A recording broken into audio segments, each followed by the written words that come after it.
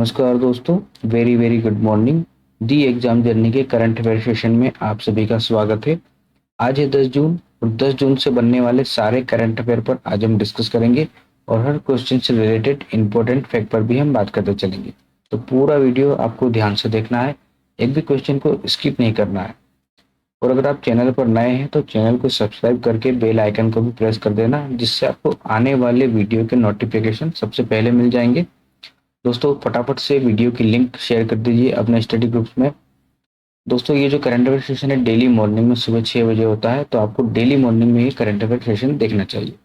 चलिए शुरू करते हैं। हमने कल आपसे एक क्वेश्चन पूछा था, उस क्वेश्चन का जवाब लगभग सभी स्टूडेंट ने सही दिया। तो कल का प्रश्न था निम्नलिखित में से कौन सी विश्व की सबसे गहरी झील है। तो इस क्वेश्चन का सही जवाब होगा बेकाल झील। बेकाल झील विश्व की सबसे गहरी झील है। बेकाल झील कहाँ स्थित है? तो ये रूस के पूर्वी साइबेरिया क्षेत्र में दक्षिण भाग में स्थित है। आइए पहले क्वेश्चन से शुरू करते हैं हमारे वीडियो को। हाल ही में राज्य के लिए खाद्य सुरक्षा सूचकांक किसने जारी किया है? इस क्वेश्चन का सही जवाब क्या होगा? Option B, doctor Mansukh Mandaviya.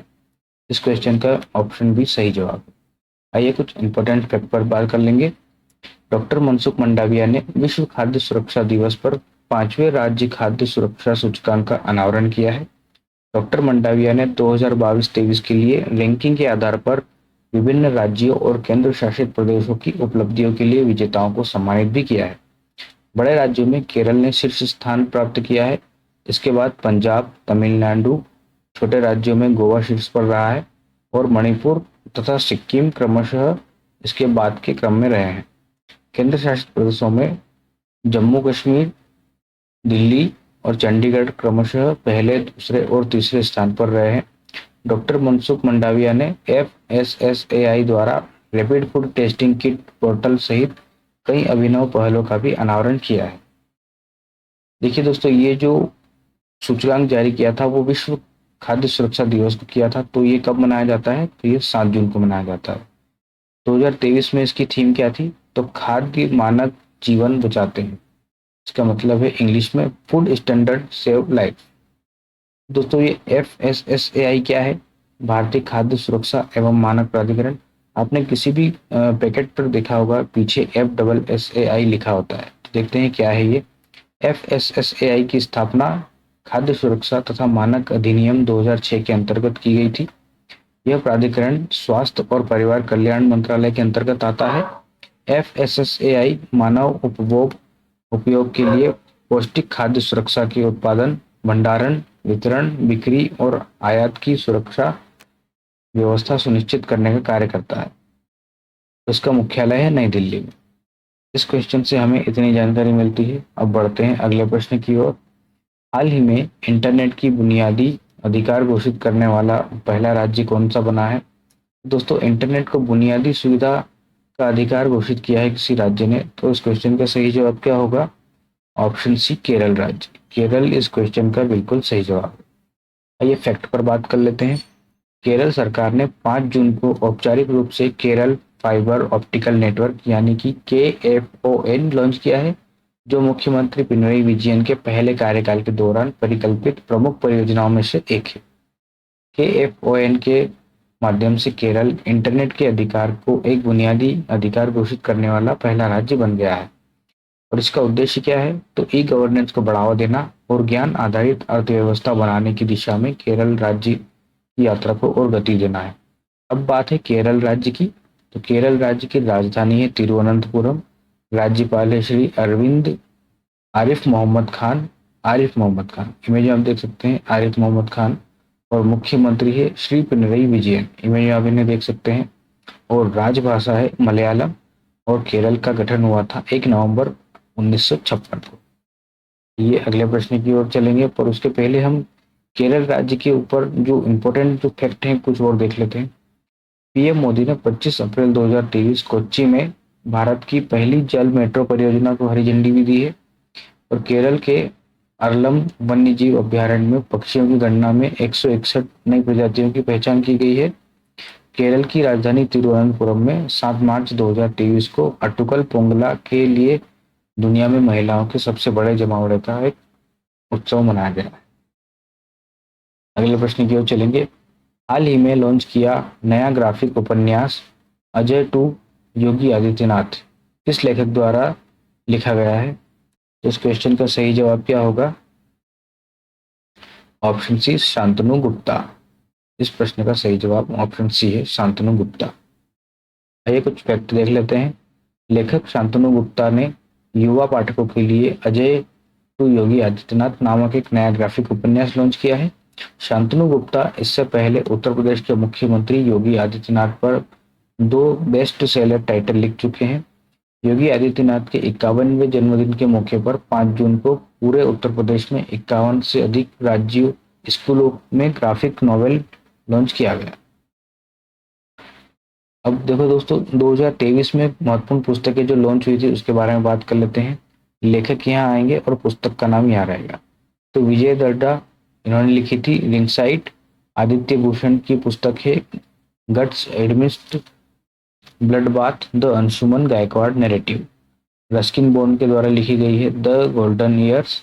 और अमिताभ कांत लेखक हैं, इनके द्वारा made in India 75 years of business and enterprises. Shri Narayanan Babul द्वारा लिखी गई है रिफ्लेक्शन। और अमिताभ घोष द्वारा लिखी गई है स्मोक एंड एशेज। और बोरिया मजुमदार द्वारा सचिन 15 सेलिब्रेटिंग ए मेस्ट्रो पुस्तक लिखी गई है। ये पुस्तकें भी आपको ध्यान रखना है, ये एग्जाम में पूछी जा सकती है। अगले प्रश्न की ओर चलते हैं। हाल ही में किस बैंक द्वारा I am adhere adhere is me अभियान शुरू किया गया है? इस क्वेश्चन का सही जवाब क्या होगा? Option C Federal Bank. Federal Bank ने ही यह अभियान शुरू किया है। आइए फैक्ट पर बात कर लेते हैं। 6 जून को फेडरल बैंक द्वारा चेन्नई में I am adhere is me अभियान अपनी अडेयर शाखा के माध्यम से शुरू किया है। इस अभियान का उद्देश्य है अडेयर के स्थानीय समुदाय का सम्मान और जश्न मनाना। अभियान के लिए फेडरल बैंक की अडेयर शाखा को एक जीवंत संग्रहालय में तब्दील कर दिया है। और I am adhere is me अभियान फेडरल बैंक द्वारा अडेयर समुदाय को सम्मानित और मान्यता देने के लिए एक अभिनव पहल है। अब ये बात है फेडरल बैंक की। तो यह बैंक भारतीय निजी क्षेत्र का बैंक है। इसका मुख्यालय अलुवा कोच्चि केरल में स्थित है। बैंक भारत के विभिन्न राज्यों में 1370 शाखाओं के साथ संचालित है। फेडरल बैंक के Abu Dhabi, Qatar, Kuwait, Oman और दुबई में भी प्रतिनिधि कार्यालय हैं। अगले प्रश्न की ओर चलते हैं। हाल ही में गीतांजलि अय्यर का निधन हुआ है। वे किस न्यूज चैनल की एंकर थी? तो इस प्रश्न का सही जवाब क्या होगा? ऑप्शन है दूरदर्शन चैनल। ये बहुत ही प्रसिद्ध एंकर थी, न्यूज एंकर। इनका हाल ही में भी निधन हुआ है। ये दूरदर्शन न्यूज चैनल की एंकर थी। अगले प्रश्न की ओर चलते हैं। महत्वपूर्ण क्वेश्चन है। हाल ही में भारत की पहली महिला हज उड़ान किस विमानन कंपनी द्वारा पूर्ण की गई है? तो इस क्वेश्चन का सही जवाब क्या होगा? ऑप्शन है एयर इंडिया। एयर इंडिया इस क्वेश्चन का सही जवाब है। आइए कुछ फैक्ट पर बात कर लेते हैं। भारत की पहली महिला उड़ान हज उड़ान ने गुरुवार को कोझिकोड से सऊदी अरब के जद्दाह के लिए सफलतापूर्वक उड़ान भरी है। उड़ान में कुल 145 महिला हज यात्री सवार थी और फ्लाइट संख्या थी IX3025। इसके द्वारा ही यात्रा पूर्ण की गई है और यह फ्लाइट थी एयर इंडिया की। अगले प्रश्न की ओर चलते हैं। निम्नलिखित में से किस स्थान पर रग्बी इंडिया ने अपनी 8वीं जूनियर और 10वीं सीनियर चैंपियनशिप शुरू की है? इस क्वेश्चन का सही जवाब क्या होगा? ऑप्शन सी पुणे। पुणे इस प्रश्न का सही जवाब है। ये रग्बी इंडियन ने अपनी जो 8वीं जूनियर और 10वीं सीनियर राष्ट्रीय चैंपियनशिप बालेवाड़ी में शुरू की गई है, जो कि पुणे राज्य में स्थित है। अगले प्रश्न की ओर चलते हैं। किस देश ने हाल ही में एक स्वायत्त उड़ान टैक्सी का पहला परीक्षण आयोजित किया है? इस प्रश्न का सही जवाब क्या होगा? Option D Israel. इजराइल ने यह भी एक स्वायत्त उड़ान टैक्सी परीक्षण आयोजित किया गया है। स्वायत्त उड़ान मतलब होता है बिना ड्राइवर की टैक्सी। कुछ फैक्ट पर बात कर लेते हैं। इजराइल ने स्वायत्त ड्रोन के प्रारंभिक परीक्षण करना शुरू कर दिया है, जो एक दिन सार्वजनिक परिवहन के रूप में कार्य करेगा। स्वायत्त इलेक्ट्रिक वर्टिकल टेक ऑफ और लैंडिंग विमान है जो बिगड़ती यातायात समस्याओं को कम करने में मदद करेगा। अब ये बात है इजराइल देश की। तो इजराइल की राजधानी है तेल अवीव, राजभाषा है हिब्रू अरबी और यहाँ के राष्ट्रपति है इसाफ हर्जोग, इमेज में हम देख सकते हैं, और प्रधानमंत्री है बेंजामिन नेतन्याहू। ये इमेज में बेंजामिन नेतन्याहू। अगले क्वेश्चन की ओर चलते हैं। हाल ही में किसके द्वारा लिखित पुस्तक नालंदा का विमोचन किया गया है? तो इस प्रश्न का सही जवाब होगा ऑप्शन बी, अभय के। इमेज में आप देख सकते हैं अभय के, इन्होंने ये भी नालंदा पुस्तक का विमोचन किया है। अगले प्रश्न की ओर चलते हैं।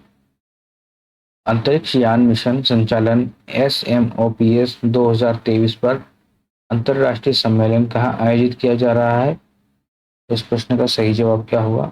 बेंगलोर। बेंगलोर में ही अभी अंतरिक्ष यान मिशन संचालन पर एक अंतरराष्ट्रीय सम्मेलन का आयोजन किया जाएगा। अगले प्रश्न की ओर चलते हैं। हाल ही में कौन सा देश क्रूड स्टील का दूसरा सबसे बड़ा उत्पादक बन गया है? इस प्रश्न का सही जवाब क्या होगा? Option A, Bharat. भारत ही अभी क्रूड स्टील का दूसरा सबसे बड़ा उत्पादक बन गया है। भारत बना है दूसरा सबसे बड़ा उत्पादक, तो पहला कौन है? तो दोस्तों क्रूड स्टील का जो पहला सबसे बड़ा उत्पादक है वो चीन देश है। आज की वीडियो का था ये अंतिम क्वेश्चन। देखिए दोस्तों, आज का क्वेश्चन है, इसका आंसर आपको कमेंट बॉक्स में देना है। निम्नलिखित में से कौन सा विटामिन सूर्य के प्रकाश की उपस्थिति में त्वचा में बनता है? इस क्वेश्चन का सही जवाब आपको कमेंट बॉक्स में देना है। हमें आपके कमेंट का इंतजार रहता है। और अगर आपको वीडियो पसंद आया है तो चैनल को सब्सक्राइब जरूर कर लीजिए और बेल आइकन को प्रेस कर देना, और अपने अन्य स्टडी ग्रुप को भी शेयर कर दीजिएगा। और आपको वीडियो अगर पसंद आया है तो एक प्यारा सा लाइक वीडियो को जरूर कर दीजिएगा। ठीक है दोस्तों, आपसे मिलते हैं नए वीडियो में नए क्वेश्चन के साथ। Thanks for watching.